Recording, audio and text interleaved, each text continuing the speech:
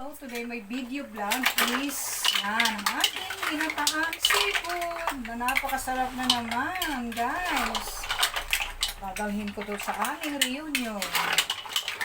Ito pinaluto lang po ng aming classmate at ang aking kaibigan. Pinaluto lang po niya yan. Yan ang po ang share namin sa reunion namin po.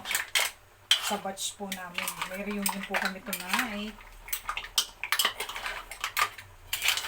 So, ito ang seafood na dadalhin po mamayang gabi. Diba? Sarap! Yummy, yummy ang ating seafood, guys. Sinahalo ko po siya para po yung gata ay kumapit po sa laman. Kaya dapat hinahalo po. So, yan po guys, ang ating seafood. Oh, yummy yummy ang ating seafood. Napakasarap ang ating seafood.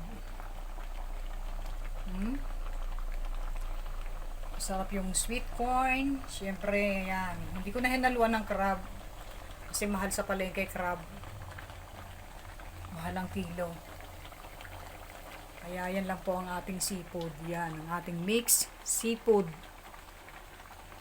Na ginataan ko po guys. Yan.